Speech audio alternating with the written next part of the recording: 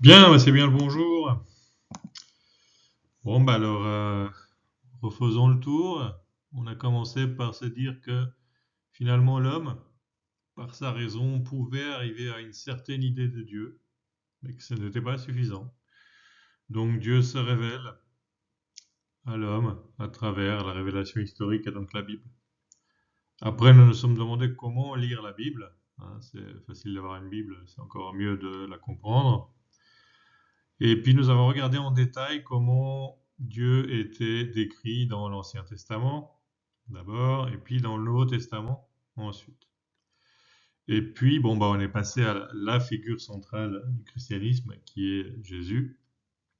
Hein, donc, qui est Jésus, vrai homme et vrai Dieu? Et puis, comment est-ce qu'il nous sauve? Donc, la résurrection, qui est aussi centrale dans le christianisme. C'est super important de comprendre la résurrection. Bien, maintenant que nous savons qui est Jésus et que veut dire la résurrection, ben, on va essayer de voir qu'est-ce que Dieu tout court, le Dieu trinitaire. On parle de Dieu, Père, Fils et Saint-Esprit. Qu'est-ce que ça veut dire?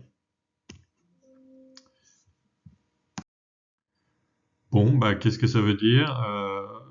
La Trinité, ben, on sait déjà que Jésus est Fils, le Christ, qu'il est à la fois homme et Dieu, donc c'est finalement lui qui est l'alliance, la dernière alliance entre les hommes et Dieu.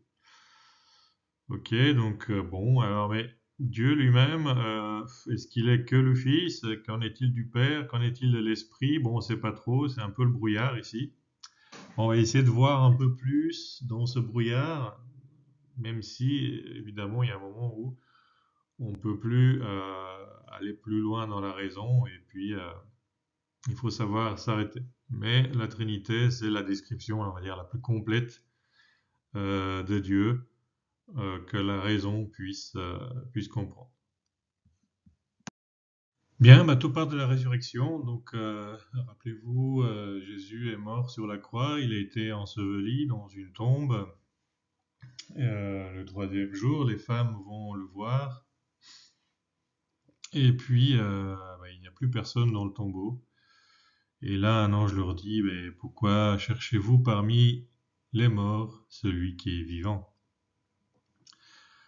Voilà. Et puis là, il y a des femmes qui ont eu des expériences assez extraordinaires avec Jésus lui-même d'ailleurs. Il dit Marie, Marie, etc. Et puis elles courent pour dire la bonne nouvelle aux apôtres. Ouais, Jésus est ressuscité. Bon. Sauf qu'à l'époque, bah, les femmes, c'était pas très bien vu et leur témoignage ne valait rien. Et donc finalement, les apôtres se sont dit, mais qu'est-ce qu'elle nous raconte là? Elle est un peu hystérique là, je sais pas ce qu'elle nous raconte. Mais on n'y croit pas. Et puis finalement, quelques-uns ont cru et tout a commencé comme ça. Alors, je vais mettre cette vidéo après que la femme soit partie, déçue que les apôtres ne l'aient pas cru.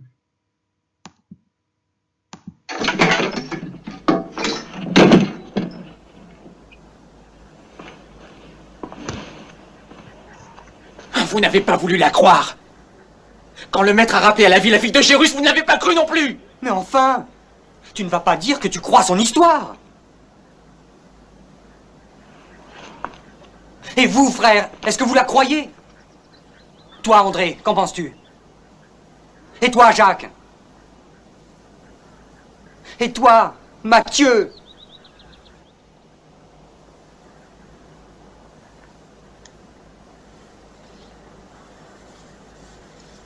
Tu crois cela? Pierre, dis-le-moi.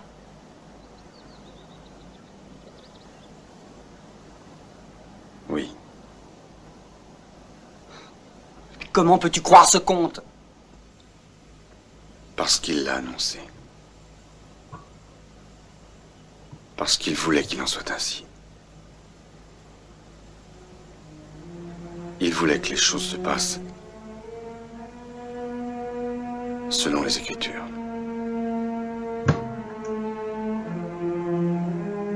Et j'ai toujours cru la parole du Maître. Mais, Pierre, tu as renié le maître, tu l'as renié 3 fois! Oui! Je l'ai renié parce que j'étais un lâche. Nous sommes tous des lâches. Nous avons accusé Judas d'avoir été un traître, mais nous tous, nous l'avons trahi. Nous l'avons tous abandonné. Nos frères du Sanhédrin qui l'ont condamné, eux au moins ne le connaissaient pas. Les Romains ne le connaissaient pas non plus. Mais nous partagions ses repas. Nous dormions près de lui. Nous savions qu'il était le Christ. Et nous l'avons pourtant trahi. Frère, est-il possible que vous ne compreniez pas? Thomas.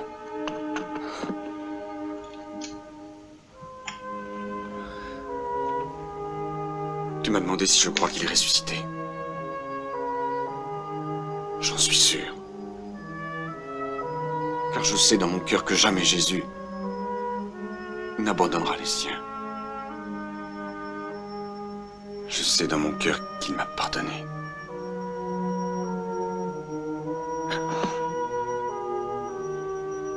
Tous.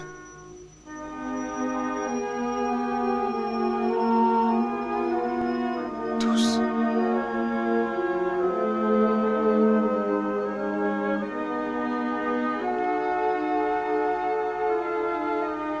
Le Maître nous a tous pardonnés.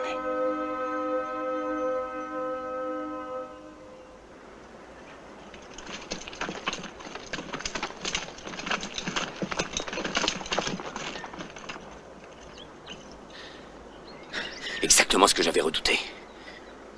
Les disciples sont venus cette nuit, ils ont déplacé la dalle et ils ont emporté le corps. Impossible. La garde a été assurée sans interruption. Et vos prêtres sont restés là aussi?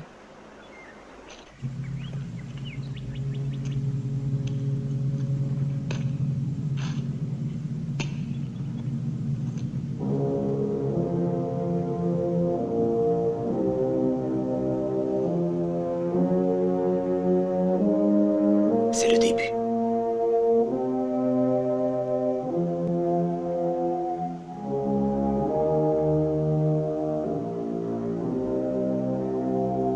Et tout commence.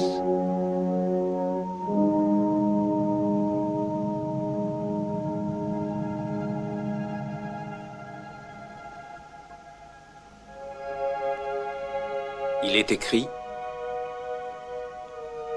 le Fils de l'homme souffrira, et le troisième jour, il ressuscitera des morts pour entrer dans sa gloire. Vous en êtes mes témoins.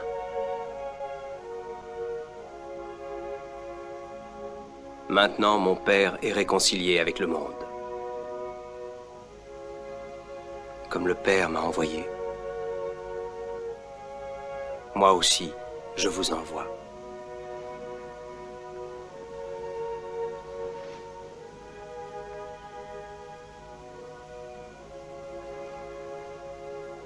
Recevez le Saint-Esprit.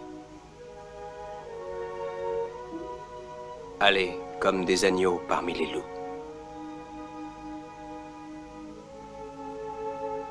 Faites des disciples de toutes les nations. Baptisez-les au nom du Père et du Fils et du Saint-Esprit. Enseignez-leur l'Évangile et les commandements que je vous ai laissés. Maintenant, je vais de nouveau quitter le monde et aller vers le Père.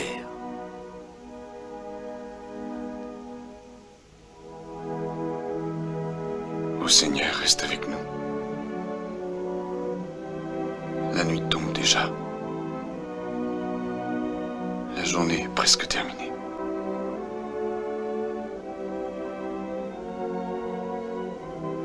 Ne craignez rien. Je serai avec vous chaque jour, jusqu'à la fin des temps.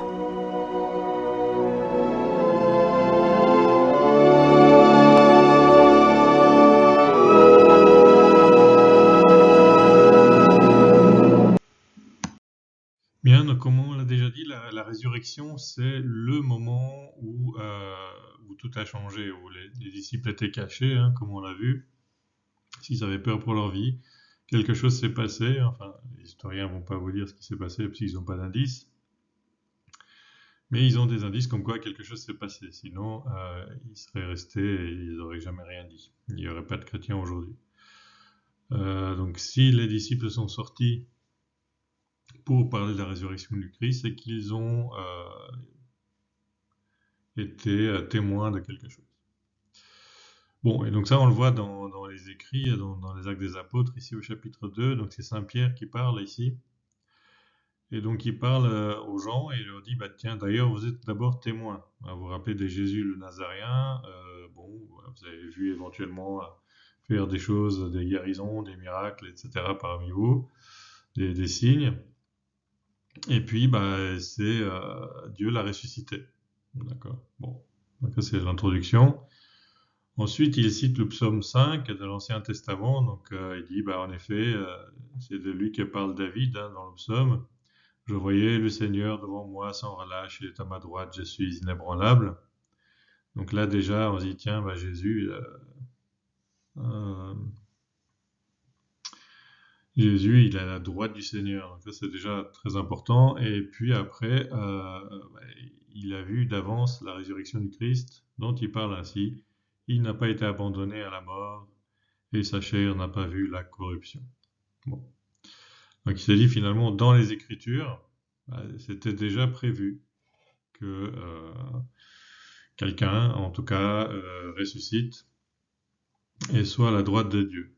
Bon. Ok, puis attestation ensuite, ce Jésus, hein, dont on a parlé au début, dont vous êtes témoins, Dieu l'a ressuscité, et nous en sommes tous témoins. Enlevé par la droite de Dieu, il a reçu du Père l'Esprit Saint qui était promis, il a répandu parmi nous, ainsi que vous le voyez, vous l'entendez. Hein, donc là, avant on se cachait, là on sort et on parle, vous le voyez bien. D'accord, donc finalement cette personne qui doit être ressuscitée et qui doit aller à la droite de Dieu, qui était prévue déjà dans le psaume 5 de David, c'est pour Pierre, en tout cas Jésus, le Nazaréen. Bon. Et puis après, il y a une autre citation des Écritures, donc dans l'Ancien Testament, le psaume 110. David, en effet, n'est pas monté au ciel, bien qu'il dise lui-même, le Seigneur a dit à mon Seigneur, siège à ma droite jusqu'à ce que j'ai placé tes ennemis comme un escabeau sous tes pieds. Donc encore une fois, le Seigneur, ça c'est Dieu, a dit à mon Seigneur, bon, donc quelqu'un, siège à ma droite jusqu'à ce que j'ai placé tes ennemis comme un escabeau sous tes pieds. Alors qui est ce deuxième Seigneur qui est à côté de Dieu? C'est là où on a la dernière phrase qui est le dépassement. Que toute la maison d'Israël le sache, donc avec certitude, Dieu l'a fait Seigneur et Christ, ce Jésus que vous aviez crucifié. Voilà, donc là Pierre dit, écoutez, dans les Écritures, on attend une certaine personne qui ressuscite et qui est placée par Dieu à sa droite et qui est appelé lui-même Seigneur. Cette personne-là, hein, ce Seigneur qui est Christ, c'est Jésus, Jésus le Nazaréen que vous connaissez tous. Pouf. Voilà, donc ça, c'est la croyance des premiers chrétiens. La croyance des premiers chrétiens, c'était, comme le prédisent les Écritures, ce Jésus est ce Seigneur divin qui doit aller à la droite du Père. Voilà, donc on va résumer. Tout part de la résurrection, ça c'est vraiment le premier point. Et puis après cette résurrection, après cette expérience incroyable, les disciples sont convaincus d'un certain nombre de choses. Premièrement, la divinité du Christ, Seigneur, d'accord, qui est à la droite de Dieu. Ils sont aussi convaincus que ce Christ, c'est aussi un homme. Hein, il est mort, ok, ça ils le savent, il avait mal, il avait faim, c'est un homme comme tout le monde. Et ce Jésus, il n'est pas le Père, hein, il n'est pas non plus l'Esprit. Et par contre, une chose dont ils sont certains, puisqu'ils sont juifs, les disciples sont juifs, hein, il n'y avait pas de chrétiens à l'époque encore, ils attestent de la foi d'Israël, donc du schéma Israël, Shema Israël, Israël, Adonai Eloheinu, Adonai Echad. Écoute Israël, le Seigneur est notre Dieu et le Seigneur est un. D'accord? Voilà, donc les premiers chrétiens, ils partent avec ces croyances-là. Il y a un seul Dieu, ça c'est clair. Il y a un Dieu qu'on appelle Père, Esprit, et puis le Christ, qui est homme, puisqu'on l'a vu marcher parmi nous, mais qui est à la fois ce Seigneur qui est à la droite de Dieu. Bon, donc ils vont pas forcément plus loin dans la réflexion là-dedans, ça leur suffit de savoir ça, et puis voilà, donc ça c'est les premiers chrétiens croient en ces points-là. Bon, donc tout va bien. Sauf qu'au bout d'un moment, les gens commencent à réfléchir un peu plus, et puis il y a notamment un événement important, un certain Arius, qui était prêtre dans la banlieue d'Alexandrie, en Égypte, et puis qui dit, bon, en fait, pour qu'il y ait un seul Dieu, on va dire que c'est le Père, et on va dire que Jésus, c'est un espèce de premier ange que Dieu a créé. Donc, c'est un humain, d'accord, il est beaucoup plus qu'un humain, c'est le premier ange que Dieu a créé. Voilà, bon, donc il dit ça, et tout de suite, il y a une controverse avec des évêques, dont son évêque d'ailleurs, en Égypte, enfin Alexandrie, qui eux tiennent à la divinité du Christ Seigneur, à la droite de Dieu. D'accord? Donc ils disent, c'est qui ce prêtre-là qui arrive et nous dit, non, en fait, Jésus n'est pas Dieu, mais c'est le plus grand des anges que Dieu a créé. Voilà, donc là, grande controverse, tout le monde s'engueule. Bon, on est en 325. Les chrétiens commencent à être acceptés dans l'Empire romain, et puis, comme tout le monde s'engueule, l'empereur dit, bon, vous allez arrêter de vous engueuler, les gars, donc vous allez faire une réunion, donc ça s'appelle un concile, et puis vous allez décider, hein, comme ça vous arrêtez de vous engueuler. Bon, donc ils font un concile de Nicée, et puis en 325, qui ne résout pas tout, et le concile de Constantinople en 381, pour réfléchir à cette question soulevée par Arius. Hop, et qu'est-ce qu'on a de ça? On a le credo de Nicée-Constantinople que vous connaissez. Hop, je vais faire en même temps. Là, donc, ça commence par « Je crois en un seul Dieu, le Père Tout-Puissant, Créateur du ciel et de la terre, de l'univers visible et invisible. » Bon, donc, je crois en un seul Dieu. D'accord? Ce Dieu, il est Père Tout-Puissant, Créateur. Ensuite, je crois en un seul Seigneur, Jésus-Christ, le Fils unique de Dieu, né du Père avant tous les siècles. Il est Dieu, né de Dieu, lumière, né de la lumière. Vrai Dieu, né du vrai Dieu, engendré, non pas créé, de même nature que le Père, et par lui tout a été fait. Bon, là, si on ne comprend pas que le Fils en question est divin, je ne sais pas ce qu'il faut encore. Alors, il n'est pas que divin, parce que pour nous les hommes, et pour notre salut, hein, donc il n'est pas descendu pour son plaisir, il est descendu pour notre salut, il descendit du ciel, par l'Esprit Saint, il a pris chair de la Vierge Marie et s'est fait homme. Ah, hop, donc on a le lien ici, le Fils avec l'homme et avec le Père. Ok, et puis évidemment, je crois aussi en l'Esprit Saint qui est Seigneur et qui donne, donc qui est Seigneur, donc Dieu, et qui donne la vie. Il procède du Père et du Fils, par le Fils. Avec le Père et le Fils, ils reçoivent même adoration et même gloire. Hop, donc, on peut l'adorer comme le Fils, l'Esprit et le Père. On peut l'adorer chacun, sachant qu'en adorant lui, on adore l'ensemble de Dieu, bon, évidemment, et pareil pour les autres. Voilà, donc il est Dieu, et puis il a parlé par les prophètes. Donc voilà, cet esprit-là, il ne sort pas d'une boîte magique. Hein, finalement, dans l'Ancien Testament, dès que vous entendiez parler des prophètes, c'est lui qui parlait à travers eux. C'est lui qui les inspirait. Hein, ceux qui ont écrit la Bible, finalement, qui les a inspirés, l'Esprit Saint. Voilà, donc c'est pas un inconnu, finalement, qui surgit d'un coup. Voilà, donc, après ces conciles de Nicée-Constantinople, on en arrive là, on a ce Dieu trinitaire, qui est Père, Fils et Esprit, qui est un seul Dieu, hein, de toute évidence, c'est ce que croyaient les disciples après la mort du Christ. Donc il a une seule substance, une unique volonté, mais cette volonté est partagée par trois personnes, trois hypostases, différentes. Bon, on va essayer de comprendre. Donc je reprends, Dieu c'est une seule nature, ou essence, ou substance. Finalement ces trois mots sont synonymes, en tout cas en théologie, ils n'étaient pas vraiment synonymes en tant que terme philosophique grec, mais une fois passés en théologie chrétienne, ils sont devenus synonymes en trois personnes. Mais là, le problème, c'est le vocabulaire. C'est que si aujourd'hui on parle de nature, essence et substance, plus personne comprend, parce que ce sont des termes philosophiques qui sont assez complexes, dont le sens a changé, et qui a été modifié entre la philosophie et la théologie. C'est le premier point. Puis après, on parle de personne, au sens de hypostase, et de toute évidence, ça n'a rien à voir avec ce que nous, on entend par personne. Puisque pour nous, une personne, c'est un bonhomme, avec sa volonté, par exemple. Et puis, non, en fait, à l'époque, personne n'avait pas forcément une volonté propre, une personne. D'accord? D'ailleurs, c'est pas le cas ici. La volonté est liée à la nature. D'accord? Donc, Dieu a une seule volonté. Donc, la volonté du Père est exactement celle du Fils, exactement celle de l'Esprit. Pourtant, le Père, le Fils et l'Esprit sont trois personnes.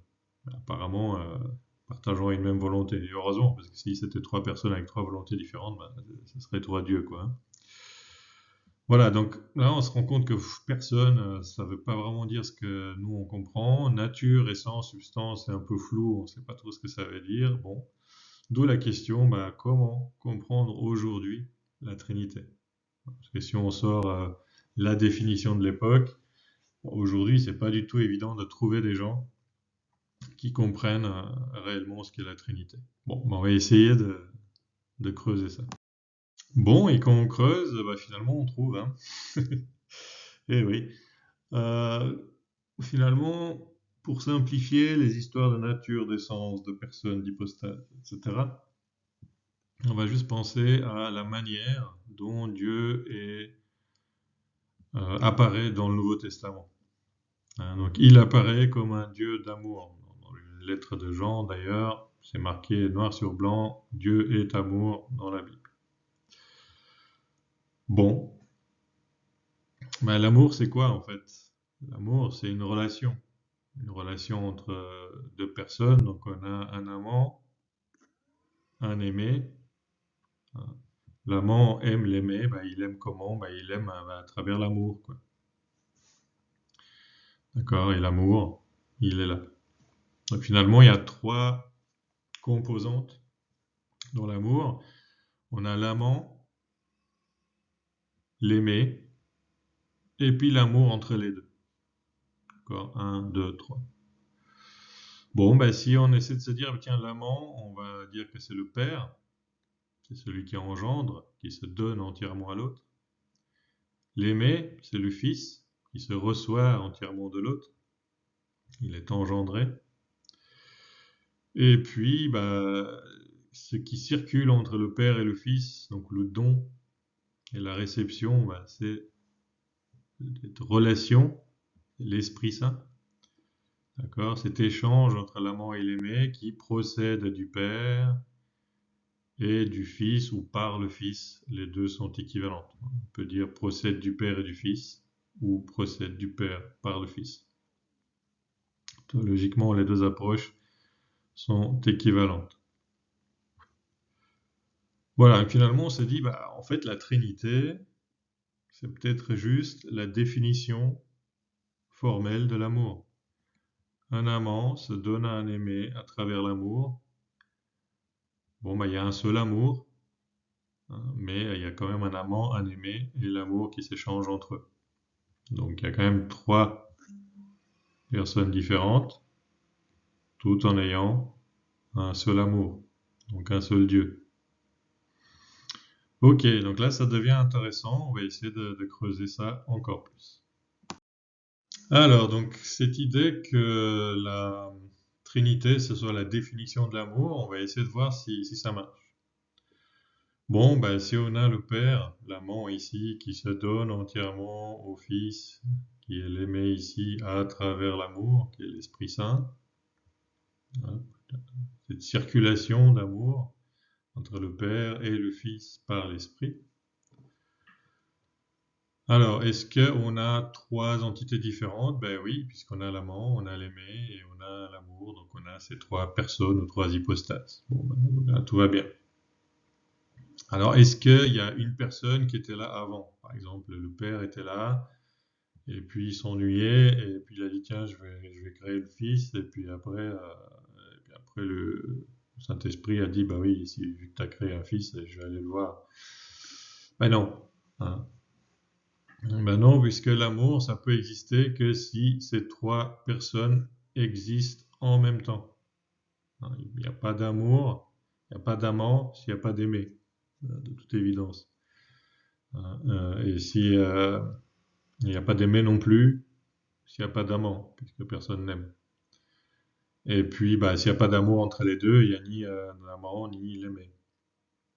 Donc, finalement, le Père, le Fils et l'Esprit sont tous incréés, c'est-à-dire qu'il n'y en a jamais eu un moment où un des trois n'existait pas. Il n'y a pas eu un moment où il n'y avait que le Père, et puis d'un coup le Fils est arrivé. Non. Pour que Dieu soit, il faut que les trois soient là. Sinon ça ne marche pas. Donc soit les trois sont là, soit rien n'est là. Et si rien n'est là, nous on n'est pas là non plus, l'univers n'est pas, et rien n'est. Voilà. Donc aucun n'était là avant les deux autres, ça c'est très important. Et comme Dieu est là de toute éternité, bah, de toute évidence, les trois étaient donc là de toute éternité, donc aucun d'eux n'est créé. Le Fils est engendré et non pas créé. Ok, donc ça c'est intéressant parce que ça commence à bien marcher finalement, cette idée d'amour. On va poursuivre. Bon, on va poursuivre avec une image. Alors, il y a plein d'images sur la Trinité. Donc, certains vont parler du soleil, de la lumière, de la chaleur. Ça, c'est intéressant. Les pères de l'Église parlaient de cette image-là. D'autres vont parler de l'eau, de la glace, etc. Mais bon, qui est pas forcément la meilleure approche non plus, parce que ça peut ressembler à une hérésie modaliste. Bon.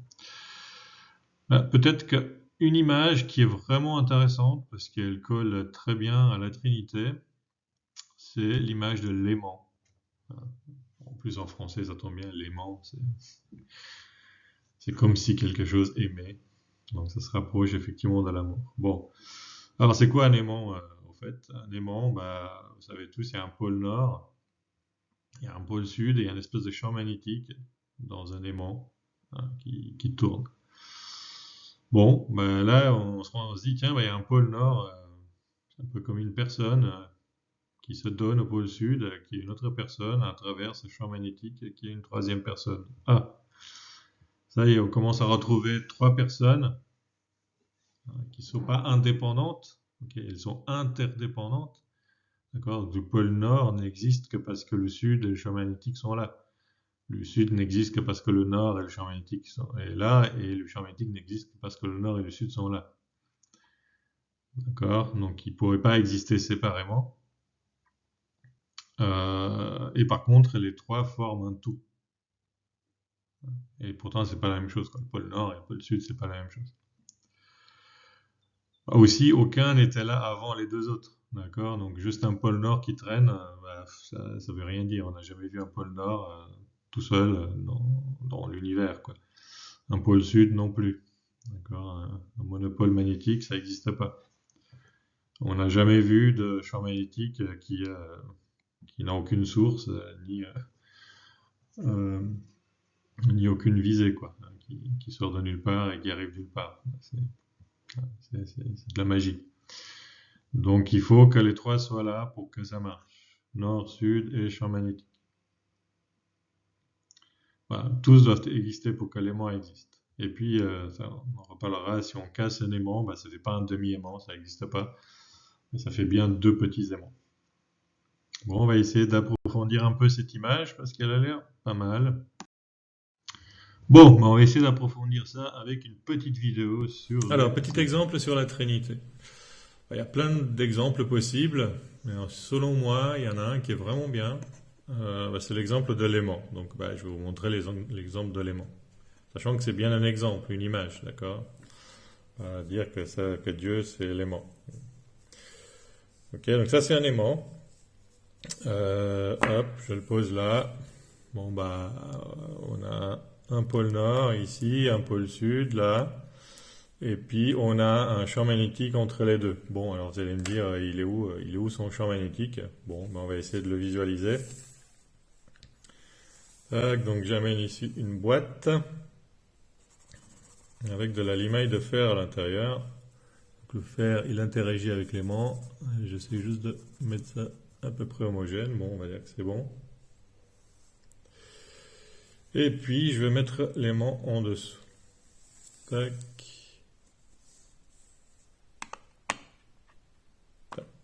Oups. Alors, je bouge un peu.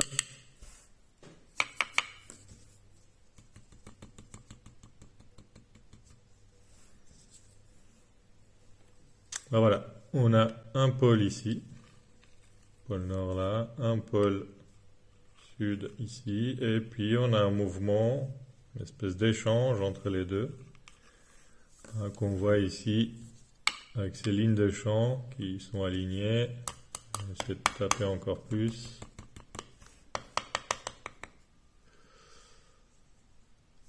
Hop. Vous voyez ces lignes de champ qui vont de l'un à l'autre. D'accord? Donc on a un pôle qui échange avec un autre de manière permanente. D'accord? C'est ça un aimant. C'est deux pôles et un échange entre les deux pôles. Cet échange, on l'appelle champ magnétique. Bien. Bon, alors évidemment, ça rappelle des choses dans la Trinité, parce que on peut avoir une personne ici, une deuxième personne là, et puis un échange entre ces deux personnes, qui est lui-même une personne. Donc on a trois personnes qui sont dans un perpétuel échange dynamique, qui s'arrête jamais, et qui a aussi jamais de commencement. D'accord? Donc l'aimant, je peux pas dire qu'à un moment il y avait le pôle Nord, et puis le pôle Nord, au bout d'un moment, il s'ennuyait, donc il s'est dit je vais faire un pôle Sud, comme ça il y aura un échange entre nous. D'accord? Tant qu'il n'y a que le pôle Nord, un pôle Nord tout seul, ça n'existe pas. D'accord? Donc je pourrais pas dire je vais diviser l'aimant en deux. Et je vais garder une partie pôle Nord et une partie pôle Sud, et puis j'aurai un aimant divisé. Ça n'existe pas un aimant divisé. D'accord? Donc si je prends ça et que je le coupe en deux, je ne vais pas avoir deux demi-aimants, je vais juste avoir deux petits aimants. D'accord? Donc une partie va se transformer ici en pôle Sud, puis l'autre va rester pôle Nord. Et ici, une partie va se transformer en pôle Nord et l'autre va rester pôle Sud, donc je vais avoir deux petits aimants. D'accord? Donc un demi-aimant, juste un pôle Nord qui se promène tout seul, un pôle Sud qui se promène tout seul, ou un champ magnétique qui se promène tout seul, ça n'existe pas. Soit on a un aimant qui est à la fois pôle Nord, pôle Sud et échange entre les deux, soit on n'a pas d'aimant. Bon, pareil pour Dieu.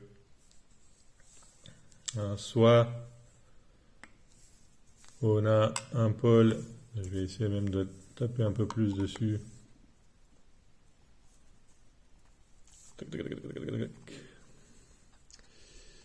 J'y arrivé. Voilà, c'est même en 3D, vous voyez. Hop, je vais essayer de pas trop cacher avec mon doigt.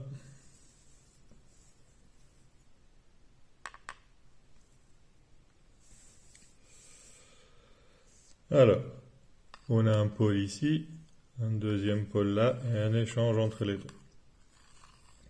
D'accord, une personne là, et une troisième personne qui sert d'échange entre les deux. Bien de la même manière, on peut dire que pour la Trinité, on a la personne du Père qui se donne entièrement, qui engendre le Fils, en permanence, et depuis toute éternité, à travers l'Esprit. D'accord, Père, Fils, Esprit. Hop, je vais enlever ça.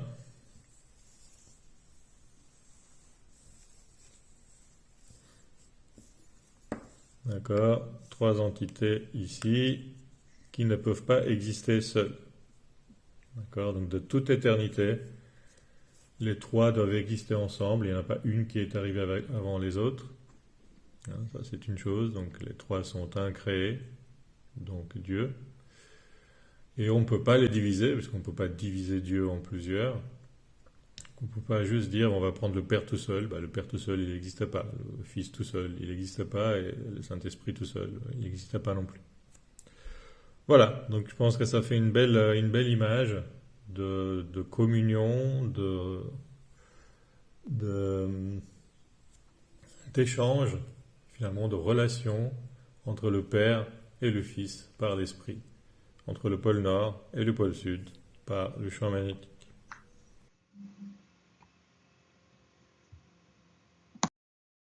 Voilà, bon ben on va résumer tout ça ici, à la fois l'amour et l'aimant. Hop, hop, voilà.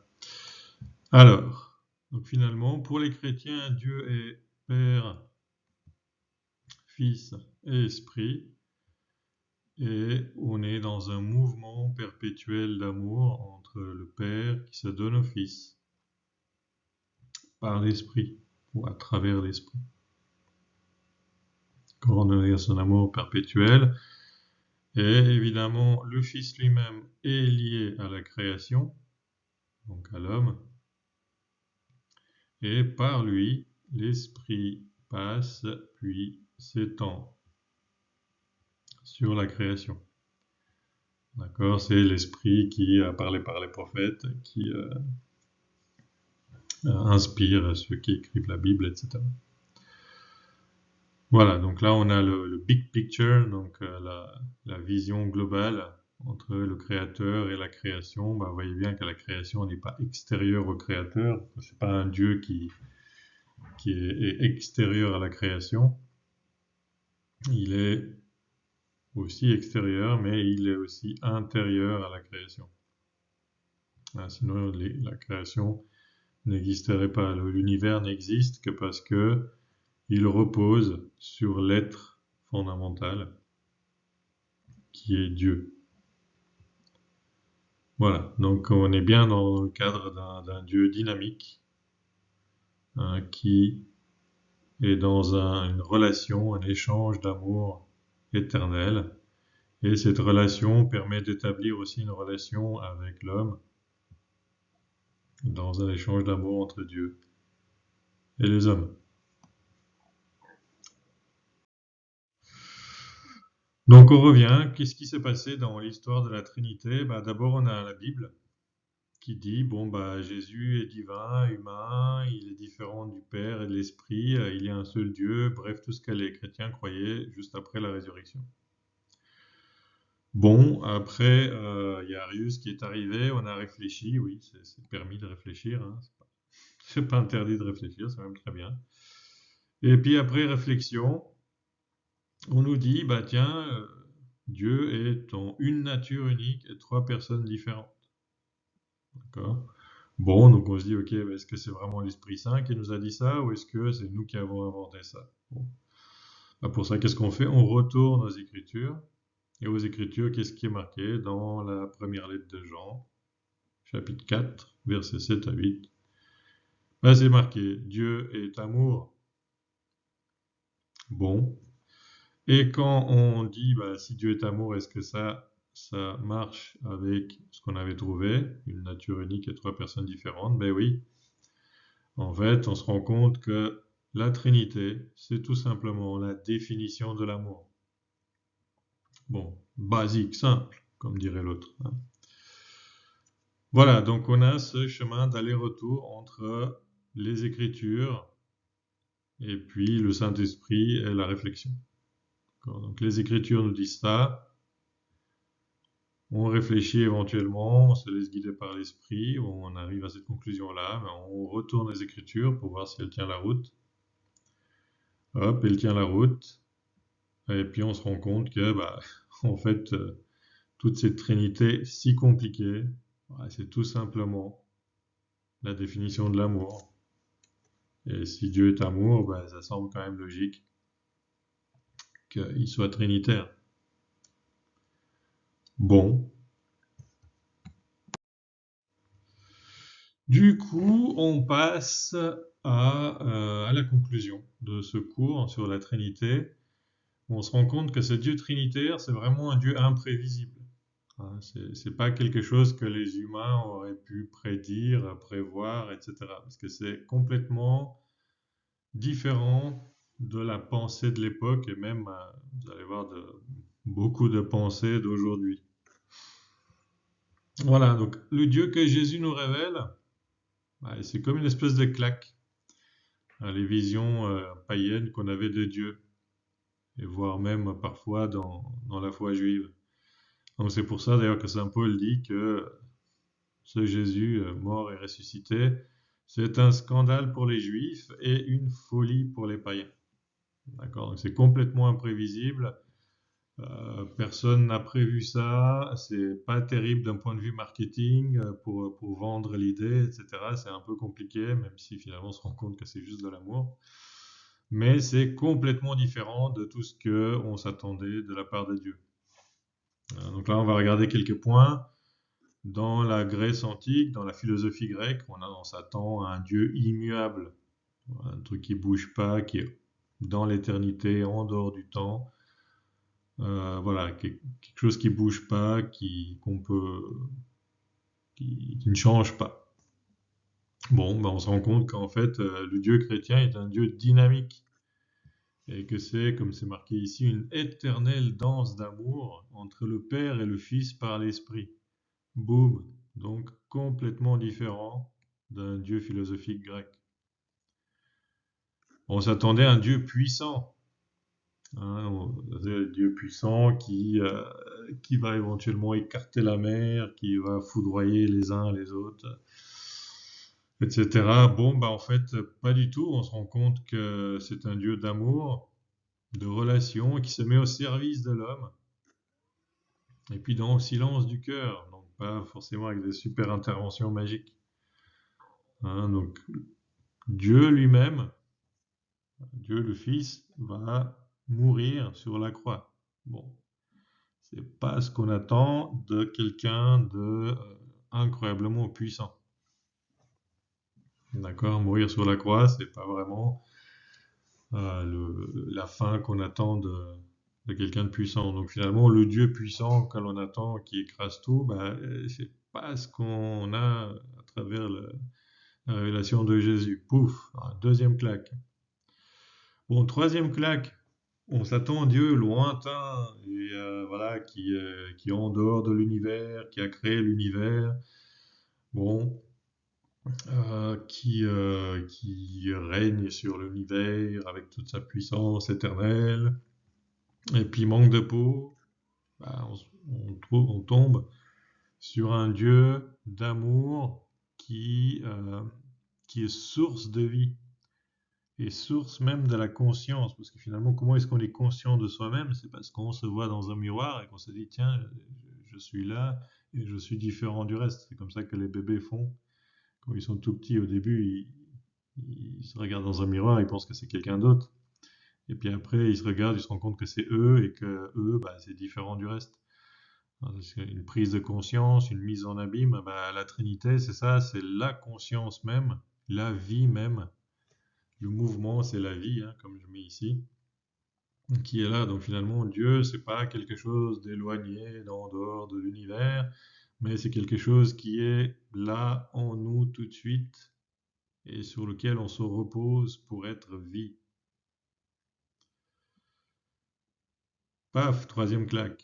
Alors quatrième claque, on a un Dieu grand, encore une fois, qui écrase. Finalement, qu'est-ce qui se passe avec ce Dieu grand? Il devient le plus petit d'entre nous. Il arrive dans un bébé, hein, il souffre, il meurt, etc. Et donc finalement, est-ce que ce Dieu tout-puissant rejette le corps et la matière? Non. D'ailleurs, on se demande pourquoi il rejetterait sa création, puisque c'est lui qui a créé le corps, les corps et la matière. Hein, ce serait un peu bizarre de dire qu'il rejette la création. Donc c'est pas cette âme qui est géniale, mais qui est enfermée dans un corps pourri dont on attend de se débarrasser à notre mort. Hein. Sinon, le corps qui fait partie de la création, Dieu l'aurait pas créé, quoi, hein, si le corps était mauvais. Donc la matière et le corps, c'est pas mauvais, c'est bon, justement. C'est dans la matière et dans le corps que nous transfigurons et que nous allons vers la résurrection. D'accord? Donc comme dirait saint Paul, le corps est le temple de l'esprit. Le corps, c'est pas une prison pour l'esprit, c'est le temple de l'esprit. Nuance. C'est pas une nuance, c'est carrément une claque. Surtout par rapport aux visions, encore une fois, grecques, où l'âme, c'était super, l'esprit, et puis le corps, c'est pas top. Et enfin, une dernière claque, parce que ça d'ailleurs, on a mis du temps à le sortir, et même maintenant, on a du mal à le sortir, hein, parce qu'on est dans une société qui a du mal à sortir ce genre de choses. En fait, ce Dieu chrétien, il s'incarne grâce à qui? Est-ce qu'il s'incarne magiquement avec une baguette magique? Non, il s'incarne à travers une femme. Hein, c'est un bébé qui naît d'une femme.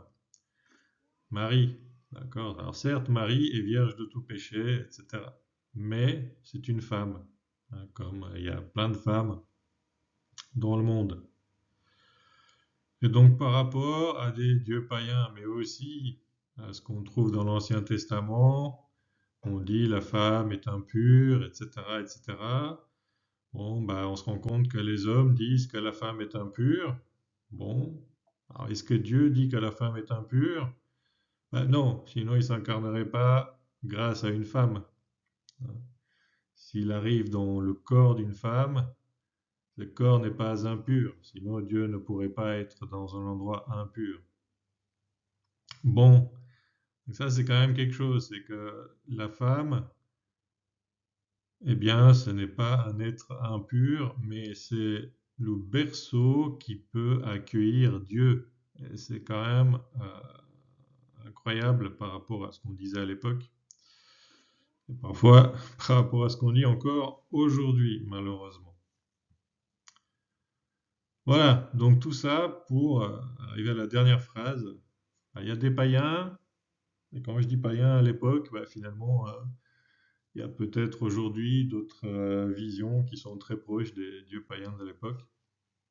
On attendait un Dieu immuable, puissant, écrasant, qui déteste la matière et qui veut sauver l'âme, et puis les femmes qui sont impures. Et puis on se retrouve avec un Dieu chrétien qui n'a rien à voir avec ça. Parce que c'est un Dieu dynamique. Cette danse d'amour éternel. C'est un Dieu qui est au service de l'homme. Donc, c'est presque un Dieu qui est soumis aux hommes. C'est un scandale de dire ça. Et pourtant, c'est Dieu qui l'a dit. C'est Jésus qui lave les pieds de ses apôtres. Il se met au service de ses apôtres en lavant leurs pieds. Il meurt pour les hommes. Donc, il est au service de l'homme. Un Dieu dynamique au service de l'homme, qui est relation, qui est amour jusqu'au don final, qui s'humilie pour nous et qui aime le corps, la matière et les femmes. Et pourquoi il ne les aimerait pas? Voilà. Donc là, c'est pouf. Vous verrez que si vous regardez les dieux païens, ça n'a rien à voir avec ça. Vous regardez certaines religions aujourd'hui et parfois certaines visions chrétiennes d'aujourd'hui, et vous verrez que ça n'a rien à voir avec ça. Pourtant, c'est bien ce que Jésus, donc Dieu, a révélé lui-même. C'est un Dieu dynamique, au service de l'homme, qui est relation, qui est amour, qui est don, qui s'humilie pour nous, qui aime les femmes autant que les hommes, et qui aime le corps et la matière autant que l'esprit. Et voilà, c'est la petite claque du jour.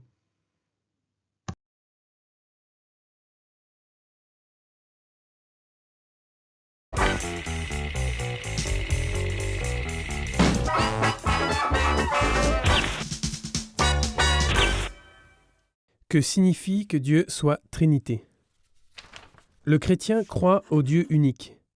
Mais ce Dieu qui est un est une communion de 3 personnes, Père, Fils et Saint-Esprit. Ça a l'air compliqué et vraiment c'est très compliqué, au moins pour nous. Comment a-t-on eu cette idée compliquée de la Trinité ?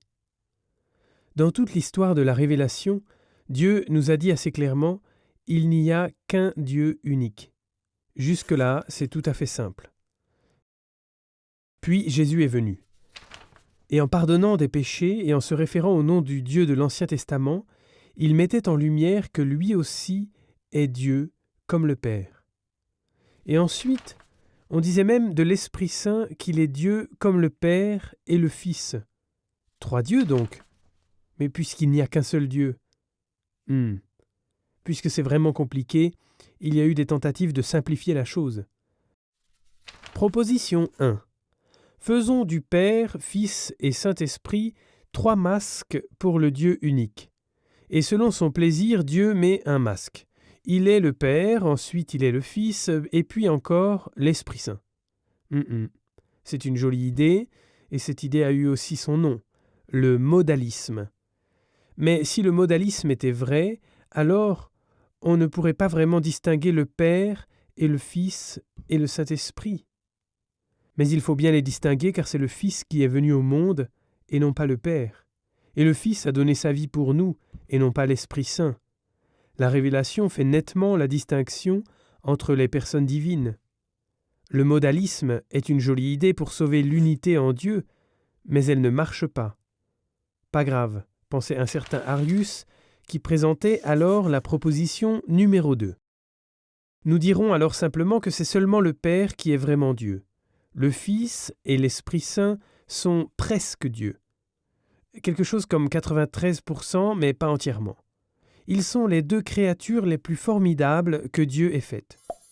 Cette idée aussi, l'arianisme, est une idée pour sauver l'unité de Dieu, mais on y trouve le même problème.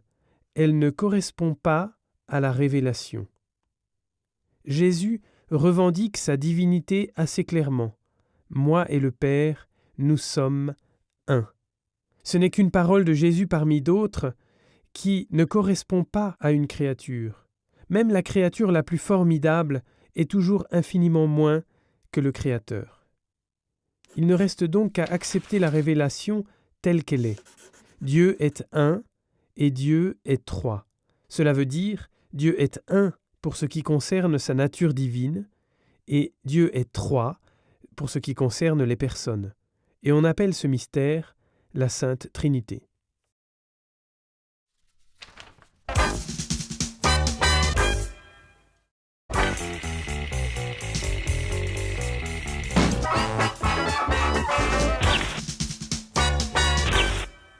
Que veut dire « Dieu est amour » ? Dieu est amour, dit la Bible. Mais il ne l'est pas dans les limites de l'amour humain, il est au-delà. Il est l'origine de l'amour, il est l'origine de toutes les perfections terrestres. Les choses sur terre sont un faible reflet de la perfection ultime en Dieu. Nous pouvons reconnaître par 3 choses que Dieu est amour. Premièrement, nous le voyons dans la création. Le fait qu'il y a quelque chose qui existe nous montre que Dieu est quelqu'un qui aime. Car Dieu n'a pas besoin du monde. Il ne lui est pas nécessaire. Mais l'amour veut se communiquer. Il veut partager avec les autres son propre bonheur. Et ainsi Dieu a créé un monde qui est appelé à participer à la vie divine. Deuxièmement, Dieu vient au secours de l'homme, même lorsque celui-ci s'est détourné de Dieu après le péché. Car Dieu a tant aimé le monde qu'il a donné son Fils unique pour que celui qui croit ne se perde pas, mais qu'il ait la vie éternelle, dit l'Évangile de Saint Jean. Troisièmement, Dieu n'apparaît pas seulement vis-à-vis de la création comme amour, mais il est aussi, dans son être trinitaire, une communion d'amour. Le Père se donne tout entier dans l'engendrement du Fils, et l'amour du Père et du Fils est l'Esprit Saint. Dieu est une communion d'amour. Ces 3 points montrent pourquoi Dieu est amour. Et ces 3 points se rencontrent dans l'appel surnaturel de l'homme, de la manière suivante. Dieu crée l'homme par amour et l'appelle à participer à sa vie divine. L'homme se détourne de Dieu. Il est malheureux et perdu, mais il ne peut pas revenir en arrière. Dieu envoie son Fils qui donne sa vie par amour pour l'homme. Celui qui croit dans le Christ est transformé en homme nouveau. Par cette transformation, il devient temple du Saint-Esprit. L'Esprit Saint, répandu dans le cœur de l'homme, prend l'homme et l'introduit dans la vie divine. Il le fait entrer dans l'amour entre le Père et le Fils, qui est l'Esprit Saint. Ça a l'air spectaculaire, et c'est ainsi, car Dieu est amour. Et dans cet amour sont unis la source, la rédemption et la finalité de l'homme.